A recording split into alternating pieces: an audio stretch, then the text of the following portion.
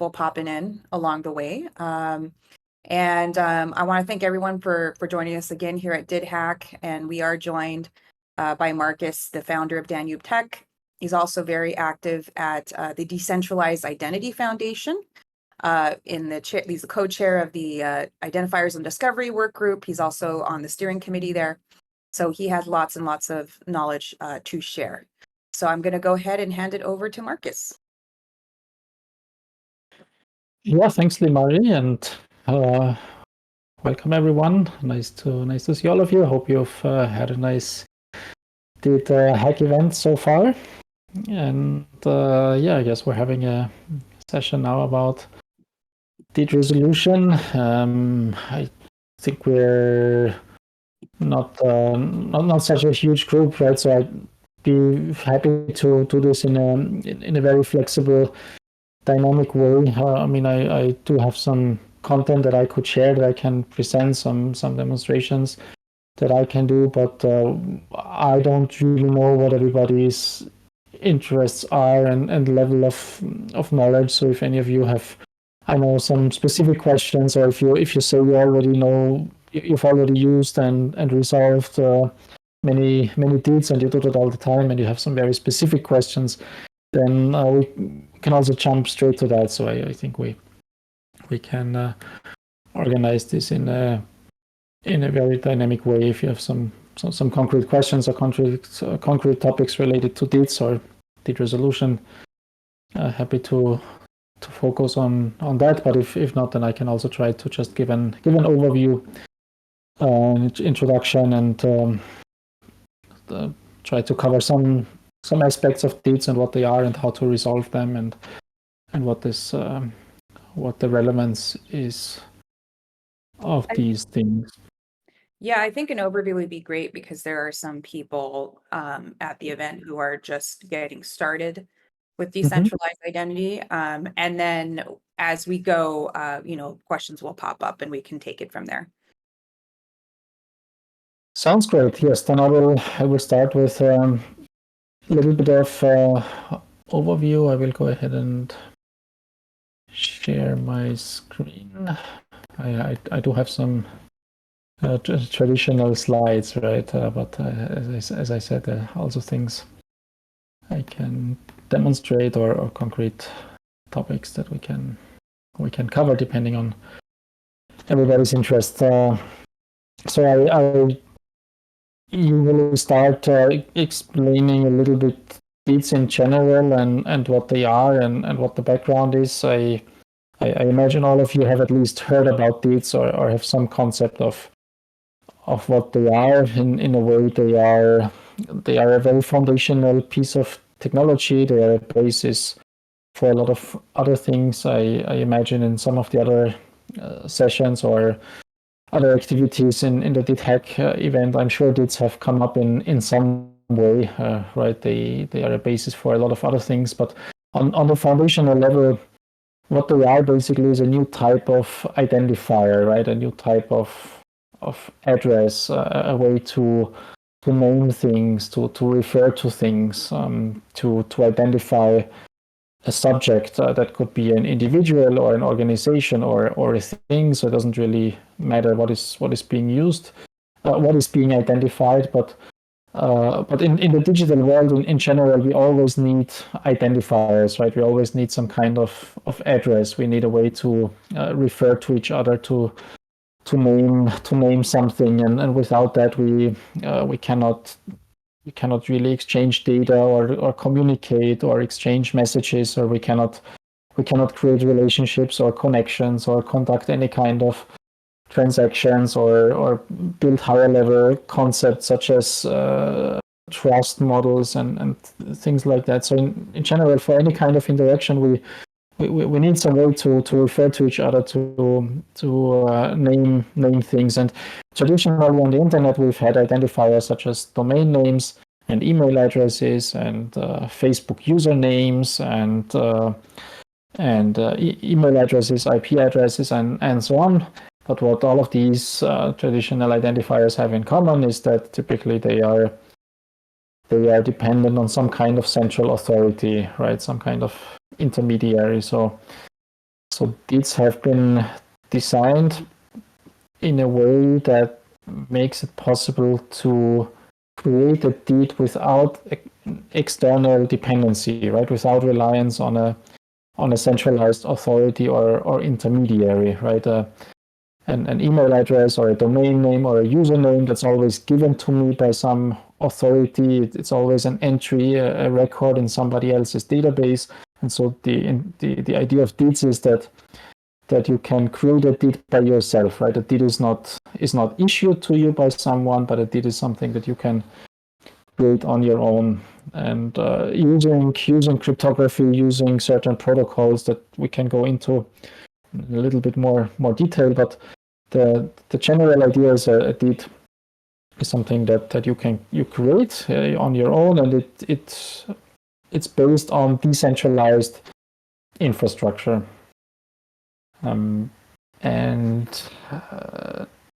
This is what it looks like, right? I'm sure you've probably seen deeds. Again, please interrupt me or let me know if this is if these are all things that you know already, or if something is not clear. Just interrupt me. But this is what a deed looks like. It starts with deed, and then it has a so-called deed method, and then there's what's called a method specific identifier. This is usually not human readable. This is the actual identifier if you want, and the method tells you where and how exactly the deed is created and used and resolved. So a deed is a little bit like an abstract concept that can be realized and implemented using many different types of technologies. There are deeds that are registered on a blockchain. There are deeds that just get created on a web server, like the deed web method. And then there are also deeds that rely on some kind of peer-to-peer networks or entirely local processes. There are also deeds that you just create inside your local wallet, and it's never really registered or stored anywhere. So there's really a lot of variety of how deeds work, and here's a list of examples. So all of these are valid deeds, and you can see that the deed method is always in these examples is always a little bit different, right? And here on the right side are some logos of different infrastructures where deeds are created and can be used and resolved. You can see here, just as an example, here is deed Ether. This is a deed which is created on an Ethereum network. In this case, the identifier here is an Ethereum public key. Here is a deed that's created on an Hyperledger Indy network, or more specifically on the ID Union network, which is an infrastructure mostly in Germany, in Europe. Here's a deed web. So in this case, this is a deed that lives on a web server. For this type of deed, you need a domain name, which maybe contradicts a little bit the idea of decentralization. That's something that can be debated. And there are deeds on the Bitcoin blockchain, deeds on Ion, which uses Bitcoin plus an additional layer 2 network. And here's also a deed which is deed key, which is very popular in the community. So this is often used. And in this case, this is also interesting. This is one of these local deeds that doesn't really get registered or stored anywhere. In this case, the deed is just a public key, right? So what you see here, this string is just an encoded public key. So the deed itself is a public key. So that's also possible. Marcus, somebody, there's a couple questions, but somebody Yes. just popped in and was asking, like, how do you choose the right deed method? Is it based on the use case or what?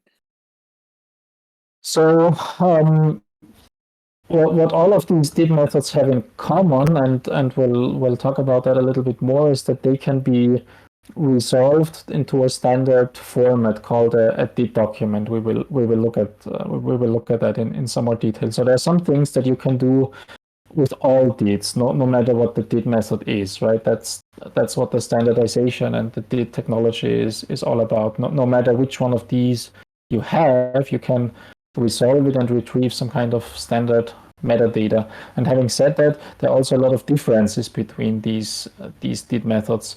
Some of them are more expensive, and some of them are cheaper to create a DID. For some of them, you have to pay to get it to create it. If you want to write a DID Ether to the Ethereum blockchain, then you have to pay with Ethereum tokens. If you want a DID web, well, then you need to pay for a domain name. And some of these DID methods are more performant than others. For example, if you write a DID to a Bitcoin blockchain, then you have to wait 10 minutes until it is confirmed on the Bitcoin blockchain, which takes a long time and is expensive. On the other hand, there are DID methods like DID Ion, which is known for being very scalable. So DID Ion, you can create, I think, thousands or hundreds of thousands of DIDs at very low cost. So there are some various differences, and then of course there's also the question of how is the DID method governed, who operates the infrastructure behind the DID method, how decentralized is it, how secure is it quantum proof. So there are also a lot of underlying technical differences. I mentioned in the ID Union, so this is like I said, run by a consortium of German companies, basically, and if they decide that they don't need this anymore, then they could potentially turn it off, and then maybe you would use this type of DID if you're a member of this consortium, and then you would use that, but maybe not so much otherwise. Similar for EPSI, which is a DID method based on a blockchain that's operated by different EU member states. So it's a European infrastructure. And so some of these things help use a DID method, but maybe one of the biggest considerations these days is the privacy aspect and compliance with, at least in Europe, compliance with regulation, with the GDPR, for example, General Data Protection Regulation. So what that means is that what we often see in a lot of use cases is that for DIDs that identify individuals, like people, like you and me, in those cases, a lot of projects just use this DID key method because this DID is never registered anywhere. It's not registered on a public blockchain, right? You have to be very careful if you use DID methods that are registered, that are created and stored on a public blockchain, and if those DIDs identify a person, even if the DID itself does not contain a name or an address or date of birth, right? So DIDs don't really contain this personal data, but still, if the DID is created and registered in a public place on a blockchain, it could potentially have privacy implications because it will never go away, right? Once you write the DID to a blockchain, it can never be deleted, and that's why these days in practice a lot of projects use this DID key method for individuals, for people, and use one of the others for organizations, right? So if you're building an ecosystem or a use case with a bank or with a university or with some government agency, then those organizations and legal entities, they typically use maybe DID Web or DID Indy or DID EPSI because there you don't really have so much the privacy considerations. But for individuals, there are a lot of projects just use DID key. There's also another one which I forgot to put here on the slide. It's called DID JWK. DID JWK, which is essentially the same idea where the DID is just a public key, basically. Does that answer the question? Thanks, Mark. That was very thorough. Thanks, Marcus. He was also asking the difference between the first and the last did method, like the did web, the first did web, and then the last. It's the same did method, it's the same technology, it's only a different domain name basically. So in this case the domain name is danyubtech.com, which is our company, and in this case here the domain name is a subdomain didweb.dev.goddd.com, which is a web service that we provide, and here's also a string after that, but in both cases it's a did that's on a web server. So the did and the did document, which we will look at, is on a web server. So it's basically the same thing. The only difference is that it's a different domain name, and here there's also an additional string, which then on the web server gets translated to a path. So you can imagine that this did here is stored on this web server under this path here, whereas in this case the did is stored on the root of the web server, but essentially it's the same concept. There was also a question earlier about if you are aware of a demo or real world example of DIDs being used in voting applications. Voting applications is something that I'm not very familiar with. I know it comes up from time to time. In general, for things like that, you need more than DIDs, right? So DIDs are the basis for almost everything that's happening in the decentralized identity community, but at the same time, DIDs are almost never enough by themselves, right? So if you want to build a voting system, then yes, you probably use DIDs in some way, but you would also use verifiable credentials and zero knowledge proofs and things like that, which happen on a different level.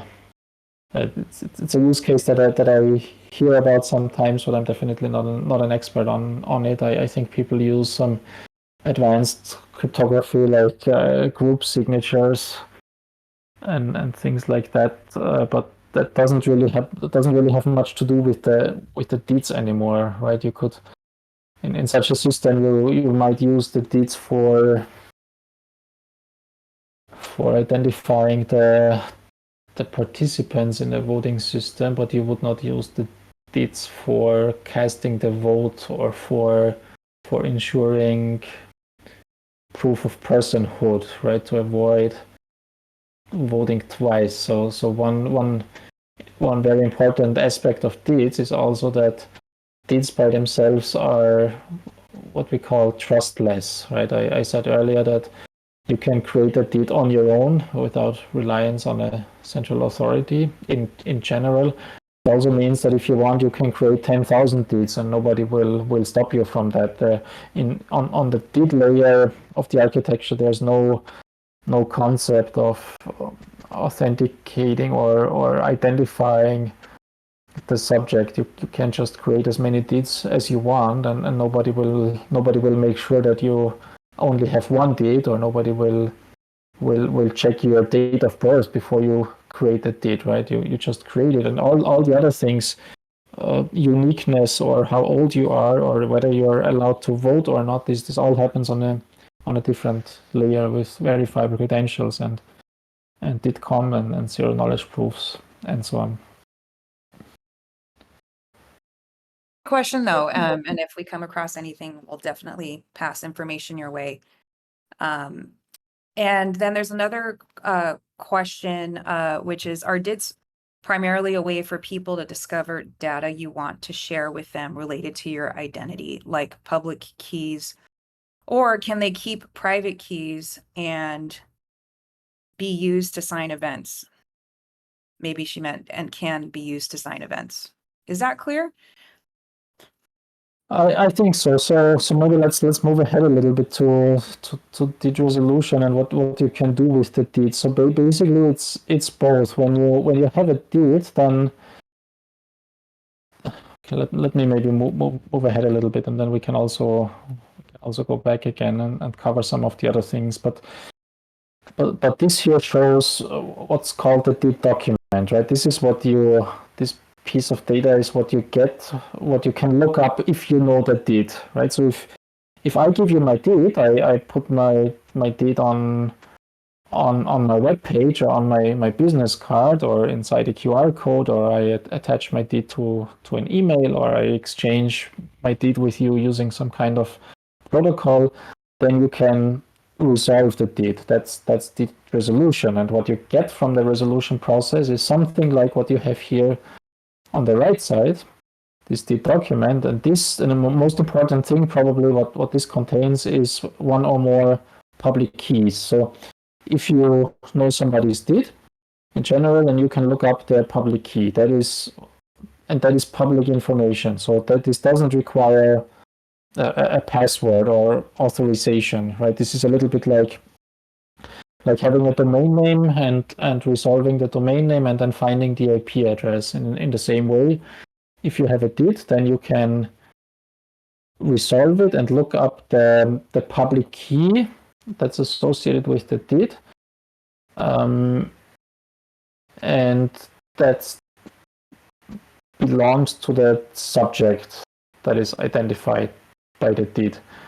And the subject, so that the person, the user, for example, who created the deed, they have the corresponding private key, right? So to your question, it's really both, right? On one hand, if you have the deed, you can, anyone in the world can look up the public keys, and the subject, the person or the organization, the subject who created the deed, they have the private key.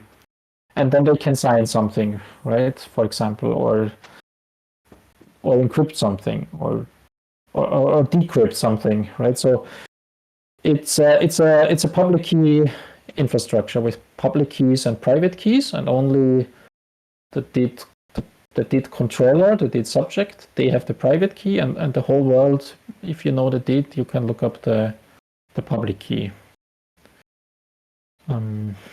Does that make sense?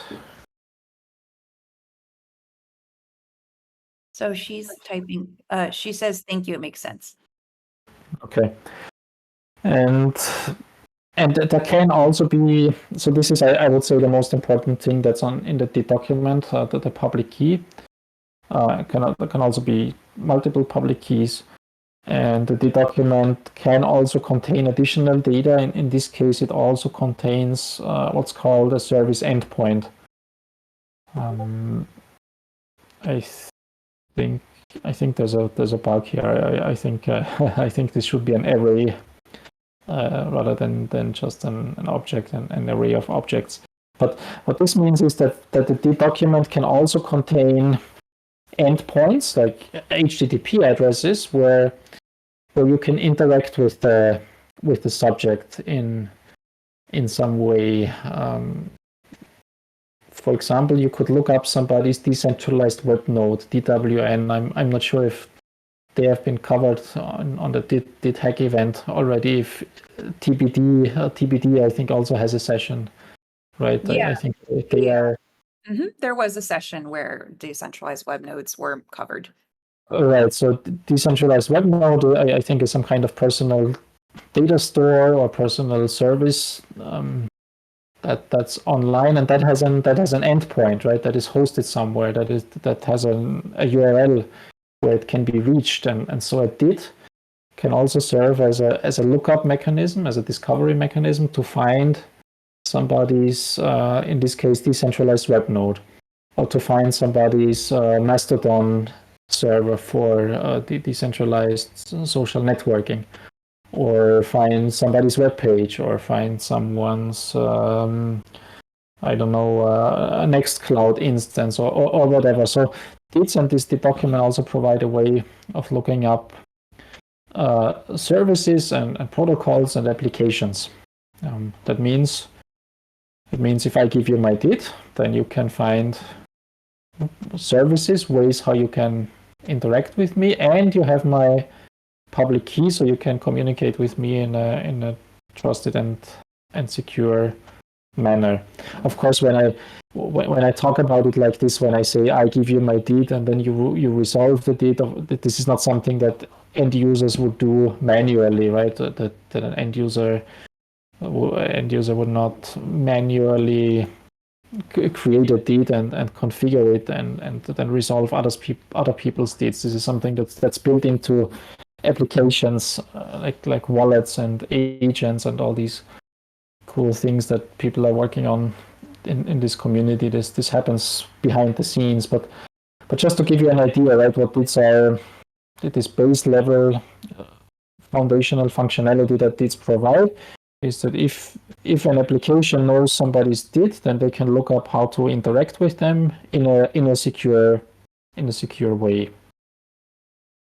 And another very important point here is that this did document can be changed. It can be updated, and it can be updated in such a way that the deed itself does not change. So we call this a persistent identifier. This means you can change the metadata that's here that the deed resolves to without having to change the deed itself. And if you think about that, this is a really, really powerful feature, because let's say if we talk about a network of decentralized web nodes or a network of Mastodon servers where we have our social network and where we are connected to our friends and we send messages or we share photos or we exchange verifiable credentials, right? Verifiable credentials are also a very important building block. Then it means you can change your public keys. You can change your key pairs as a security measure. You can rotate your keys. You can recover your keys if you lose them maybe. And you can change these service endpoints. So you could move your decentralized web node from one place to another. Maybe today your decentralized web node is hosted by Google, and tomorrow you want to self-host your decentralized web node on your own personal server at home, and you get a new domain name and new address. Then you can update this, or your application can update this for you.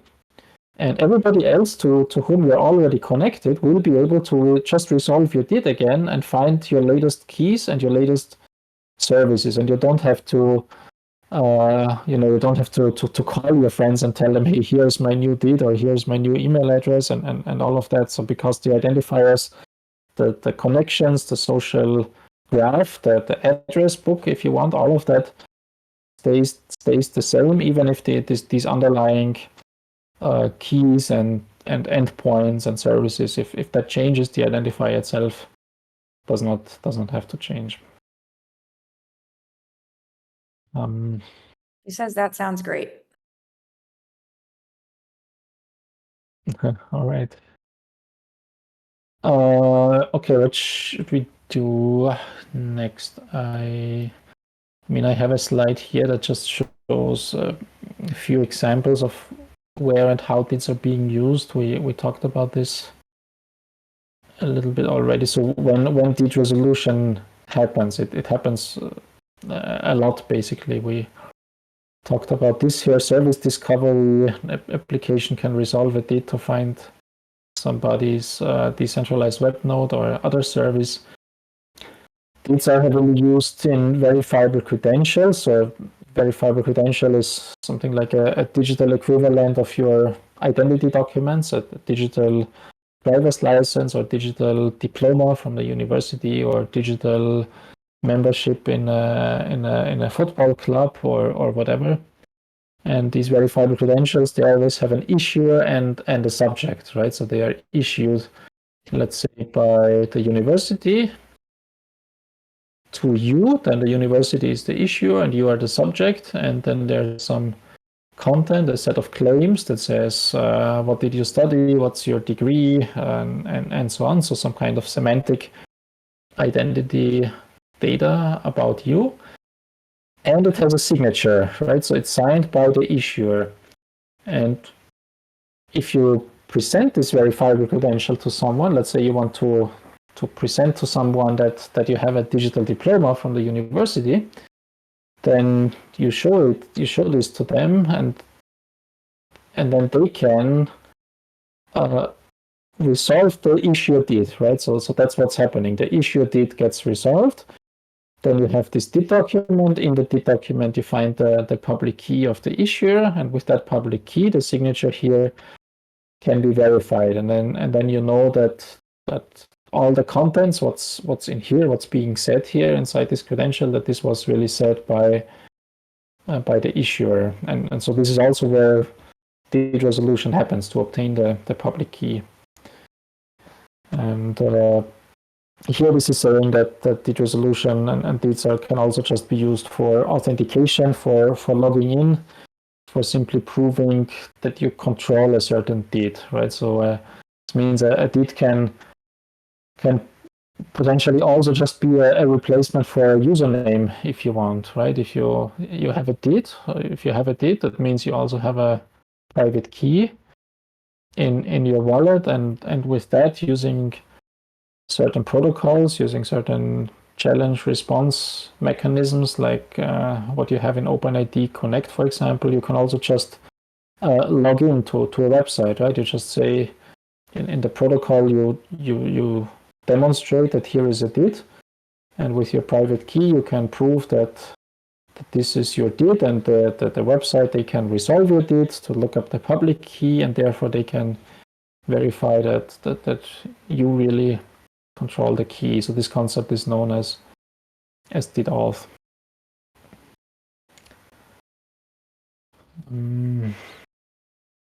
Let's see, how much time do we have, Mari? Well, we have the whole hour, so we are it's about 33 minutes past the hour. So you have a good Okay. Yeah. Okay, well, maybe, I mean, I have more slides and more theoretical things, but maybe we show some of this in practice a little bit. To mention the Universal Resolver, which is a Diff project, an open source project in Diff, and this is one implementation of the DID resolution process, right? So I will switch to away from the slides. I'll switch to my browser. Here is an instance of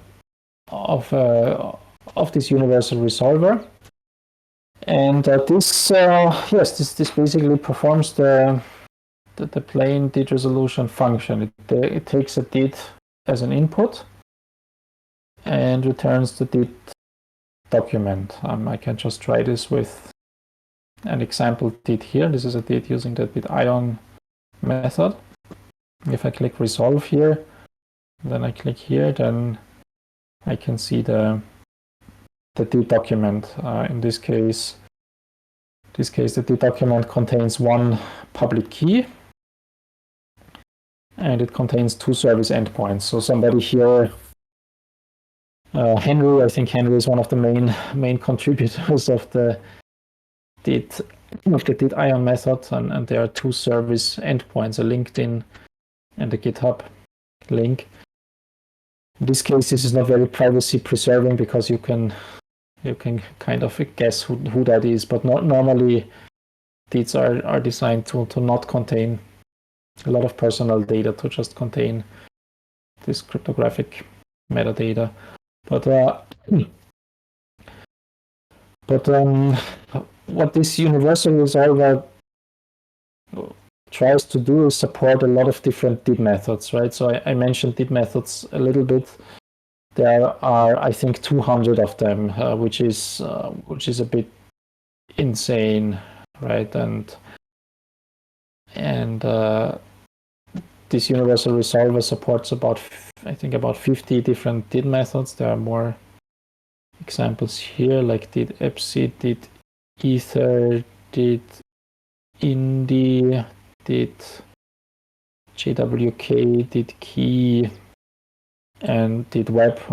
We mentioned DID Web, and depending on the DID method, this Universal Resolver will then go to the underlying infrastructure and try to resolve the DID. So it will actually read data from Ethereum or from a Hyperledger Indy network or from a web server, or it will just resolve the DID locally, which is how the DID key works. And one thing to point out here, which is very important, is that what you're looking at here is a web service that's operated here on a specific server, on a specific host, but it is definitely not the intention and not recommended that people rely on this one hosted service, right? So Universal Resolver is not one web service. It's not one single instance, but it's an open source project that anyone can self-host, right? So you can take this. There's a GitHub repository under diff Universal Resolver. It has instructions on how to set it up, on how to run it, also how you add and remove did methods. And so the idea is that you can use this service here, dev.uniresolver IO, for experimentation and for testing, but not for anything serious. And instead, you can download this and self-host it. And it's also only one implementation of DID resolution, right? So there are many other code bases, many other tools, many other applications in the community that can also perform the same DID resolution process, and that often have it built in already. So I think if you work with decentralized web nodes, or if you wait, I actually have a list of some of these. So here are some examples, right? There is the Veramo open source framework, which is relatively well known. There is DidKit by Spruce. There's the Hyperledger Aries project. There's a TypeScript DID resolver, which is also a diff project that you can just add to a TypeScript project if you're developing in TypeScript. So there are many different tools in the community that perform DID resolution, and also many of them are more lightweight than our Universal Resolver, right? Because many of these things can just be integrated into an application. If you're developing a mobile app, or if you're developing some kind of web service, then there are a lot of existing tools out there that have just this DID resolution feature built in, right? So in many cases, you don't need to set up a separate Universal Resolver, which is a relatively heavyweight thing with a lot of Docker containers, and it requires a separate server. So just to so I'm not really advertising our own project so well maybe, but just to explain that DID resolution can happen in different ways. And the strength of this project is simply that it tries to support many different DID methods, right? So that's also a consideration in your project or in your application, which DID methods, which types of DIDs you want to support or want to work with. If maximum interoperability is an objective for you, and if you say you want to work with verifiable credentials or decentralized web nodes or any of these components, and you want to support as many DID methods as possible to be interoperable with a lot of different infrastructures, then this is probably worth consideration. Oh, yeah. But if on the other hand, for example, you only need DID web and DID key, then this is maybe overkill, I would say.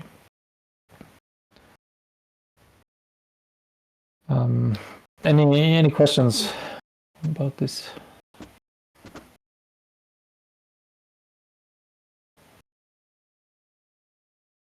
I don't see anyone typing. So yeah, so no questions now. Yeah, if you want to continue. Sure.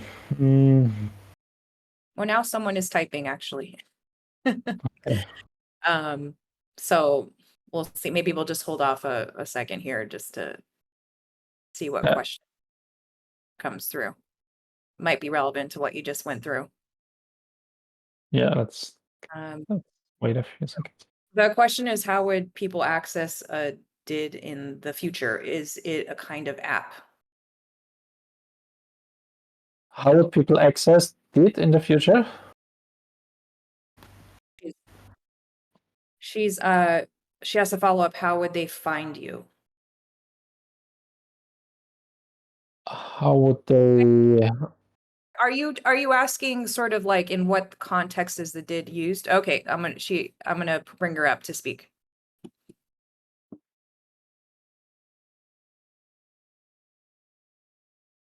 Okay, so you can speak. You'll have to unmute yourself.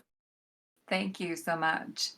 I thank you for taking my question too. I was just wondering, what is the experience that we hope that people are going to have in order to like find your DID? Like, how do you share it with them? And I know you're showing the universal resolver, but would people need to access a website like that, or will it be more of I don't know, like an application that they can download and find your information in there, or some easy way for them to see that? Yes, definitely the latter. So what I'm showing here is some very low level developer tool, right? So a end user would never even have to know what a DID is, or would have to see this or create it or resolve it themselves, right? This happens deep down in the architecture as part of a lot of other things. I talked about some of it a little bit earlier, like decentralized web node or verifiable credentials. If you receive a digital diploma, for example, from your university, and then you show it to someone, that's when DIDs are being used and resolved, but it's definitely never part of the user experience. The way how this looks like to an end user is often in the form of a QR code. So often DIDs get exchanged through a QR code. So a very practical, very concrete example could be logging in and proving who you are. Let's say to a car rental company, right? This is a use case that some people have worked on in the community. Let's say you go to a website, you want to rent a car, and then the website asks you, do you have a driver's license, right? And as an end user, you would have a wallet app application on your smartphone where you have your digital driver's license. And the website, the car rental company where you want to rent a car, they will show a QR code on the website. And as an end user, the experience, what you do is you scan the QR code on the website, and that triggers some kind of interaction. Then on your screen, on your phone, you see, for example, you see a pop-up window that says, this car rental company is requesting your driver's license. Do you want to share your driver's license with that car rental company? And then you press okay, I want to share that, and then it gets shared with that website, and then they verify that this is really your driver's license. So this is more like what the user experience would look like. But behind the scenes, at the moment when you scan the QR code from that car rental company, that's when you exchange the DIDs. That's when the website of that company and the application, the wallet application on your smartphone, they just exchanged DIDs, and they just resolved each other's DIDs so that they can find each other's public keys, and the communication can be secured, and the driver's license can be exchanged, and then the website resolves the issuer DID of the driver's license to check if the driver's license is valid. So there's another DID resolution process, but this is all very low level that the end user would never have to deal with, hopefully. Does that make it a little bit more clear. I know this looks very intimidating, looking at all these technical details, but it's a really very low level thing. Thank you. I am not a developer, but even looking at it from having done like a little bit website design and stuff like that, it seems simple. And I've been more involved sort of in Nostra. And I know that we deal a lot with public keys and private keys. And it's one of those things where something like key rotation that you're mentioning would be very useful, because there are some security issues with public keys, and sometimes people could lose you if for some reason you know that your public key has been compromised in some way. Then that means that you have to drop that account, and your followers have no idea how to get back to you. Only those people that kind of know you the best. So something like a DID that you could have, and that could serve a purpose of accessing multiple platforms, not just Nostra, seems like in the future would be very useful and easy to use for people. I know right now it does look complex, but I can imagine how it would simplify things. And I hope that something like that gets implemented. So, but one of the other questions that kind of pops in my head is, for example, for Nostra, you can sign into multiple apps and websites, and you get to choose whichever one it is.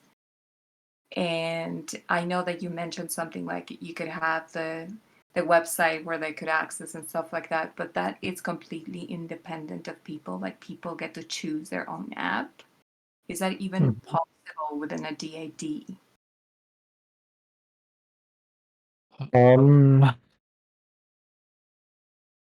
Sorry, can you say that again? I understood the first part about the key rotation, and I have some thoughts on that. But what you just said about choosing your own app, could you repeat that? With the questions now, I'm so interested in the possibilities. What happens in Nostra is that it's not just one app or one website that you can access with the same public key. Mm-hmm. So whenever, like, if you wanted to sign events within your Nostra, you may access a wide variety of apps and websites with the same public key. So if you're trying to sign something with your DID, would it be possible to access any one of those, or would it have to be a specific app and a specific website? I don't know if that makes sense. Okay. No, it doesn't have to be a specific app or website. No, you can have one DID, and you can sign whatever you want with the DID's private key. So there's no such restriction. I think that in practice, in a lot of or in some ecosystems and scenarios, sometimes people use DIDs in a way where you create a separate DID for each website that you interact with.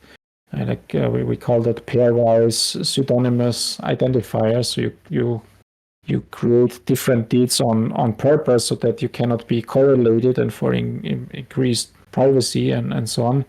So you have multiple DIDs, but there's no such requirement. So you can have one DID, and you can use it for 1,000 different things. You can use it to exchange some verifiable credentials. You can use it to log into a website. You can use it to point it to your decentralized web node.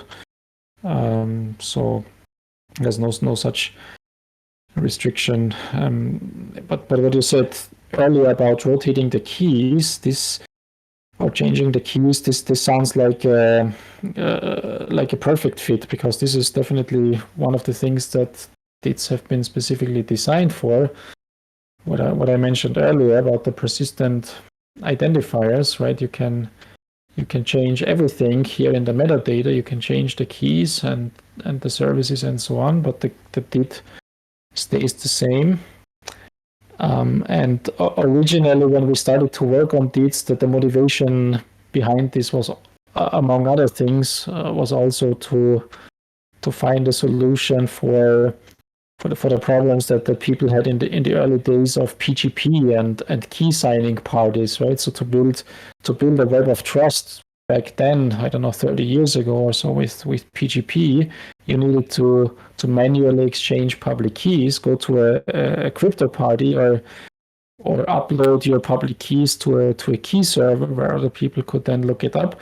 But if you change your keys, then you have to do everything all over again. Basically, you have to tell everyone here your new public keys. And so DEETs have also been designed to solve that. And even though DEETs are mostly associated these days with verifiable credentials and decentralized web nodes, DEETs can really be used anywhere where you use public key cryptography, right? So I think someone has at some point somebody worked on a demonstration how you can use DEETs to log into a server over SSH, so to create an SSH connection, and on that server, the SSH server with some extension could be configured to allow not certain public keys that can log into the server, but allow certain DEETs that can log in over SSH to a server. And so with my DEET, I can log into an SSH server, and if I change my keys, if I rotate my keys, my DEET stays the same, so I don't have to reconfigure the SSH server with the new public key, because they still have the same DEET, and I can still log in with my new keys because DEETs are now an indirection layer, right? So DEETs provide indirection for public key infrastructure. So I would be actually quite interested and excited to maybe spend a bit more time on figuring out how DEETs can fit in with Nostr. I mean, maybe not in this session, but be happy to also set up some follow-up call and explore this a bit more. I think it sounds like a good fit. That would be great. Thank you. Yeah, because I think every time I have a question and there's a follow-up question and a follow-up question. Right now I have another question, but I think we're running out of time. So I'll wait. Thank you so much for your time. No problem. I'm always interested in new ideas, how we can use DEETs. How much time do we have? So we have about 6 minutes left. And thank you so much. Those were great questions. And I just wanted to check in. Oh, also, if you guys want to continue, there's in the discussion, channel as well. I created a channel for DID resolution. Are there any other questions from the room?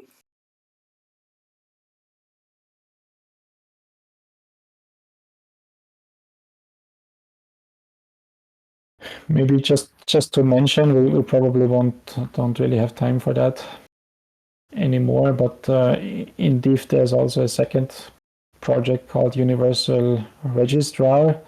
That's a little bit not so well known and not so mature, but here the idea is similar, also to support multiple DEET methods, but in this case this is for creating and updating and deactivating DEETs.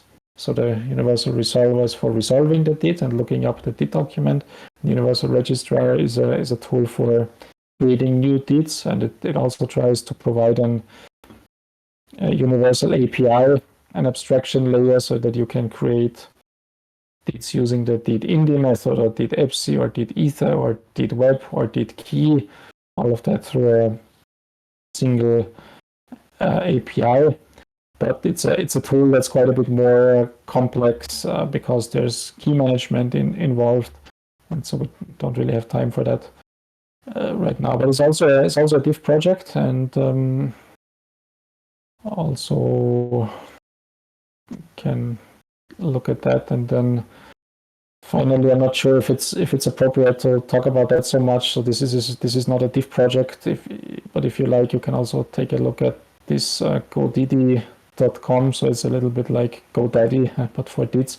This is not a diff thing. This is more like a commercial platform that my company is building. So I don't want to advertise it too much. But if you're interested, you can look at that. But most of the functionality for resolving and creating and updating and managing DIDs is in these diff open source projects that you can host yourself. And happy to answer any more questions. Also, our working group, the Identifier and Discovery working group in diff, we have regular meetings. We have a Slack channel in diff. We also always welcome questions or contributions about any of this. You can also contact me directly. So however you prefer. But let's see then if there are any more questions. I'll also be happy to stay online a bit longer or in Discord.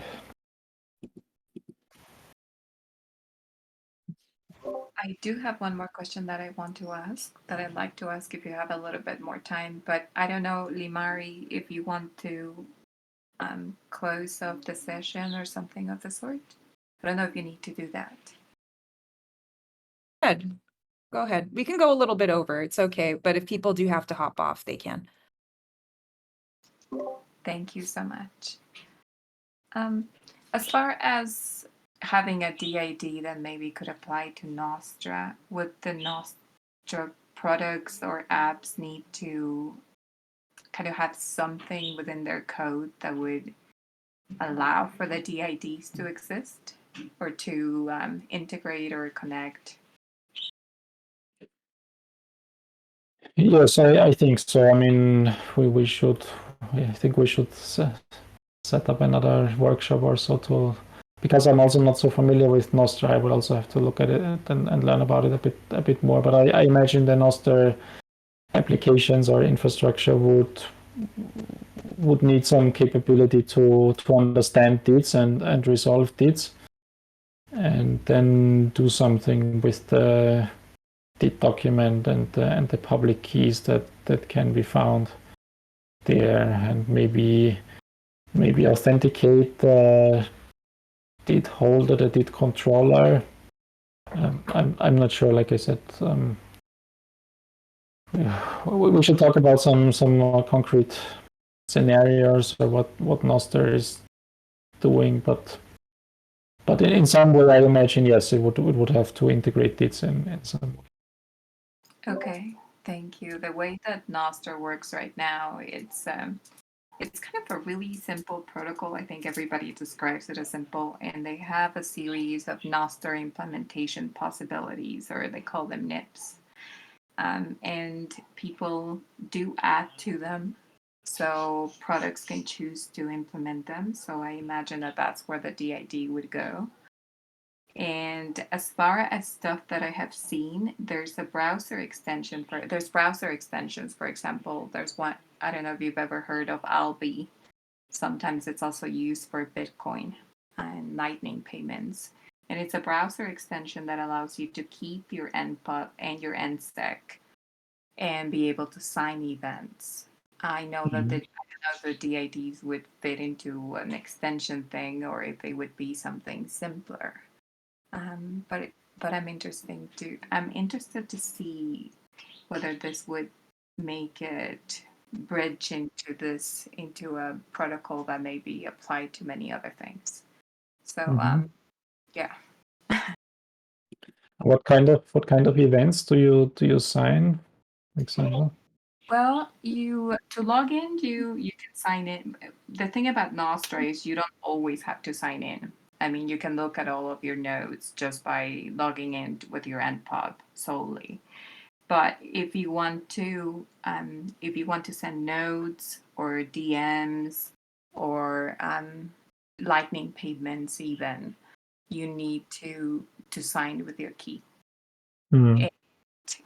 It's not like if you use an app, you don't need to authorize it constantly. but for the web versions of Nostr products, where you recommended a browser extension for security reasons. So they do the signing, and they recommend to do sort of a manual signing. So every time you send a note or a post, however you call it, you sign it, and you sign it Mhm. constantly.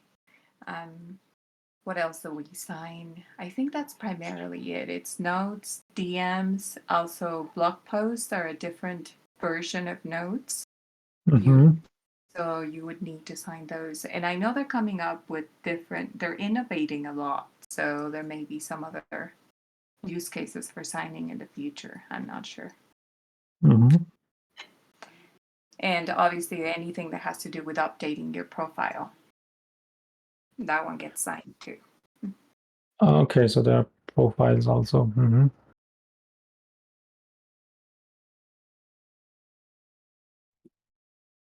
And is there some concept of connections with other participants and an address book or things Yes, like that? definitely. There's follow lists. There's also people who Wow. are coming up with what is it? You have your followers, your follow list. I'm not sure how you sign those or if you sign those at all. I don't know exactly how those work. Here, then maybe I'll get you the link to the Nostr protocol GitHub so you can check it out and look at the different nibs. Yeah, I've definitely heard about it several times. Just haven't had time to learn about it, but it sounds very interesting. I think one of the greatest strengths of it, though, is that anyone can log into any of these apps. So I think the network effects over time are going to be much higher. And the other thing is with Lightning payments, people are able to get paid for their content. And I think that creates something that's kind of unique to it right now. Well, though there's other protocols that are trying to implement it too, like Zion has implemented it. I think maybe Blue Sky in the future might have it. I don't know, but Nostra has implemented quite widely, I think. Mm-hmm. Sounds great. Well, I should probably read up on it a little bit, and yeah, perhaps we set up some kind of follow-up meeting. It's definitely interesting. Yeah, I would be interested in that. See what's possible in it. Mm-hmm.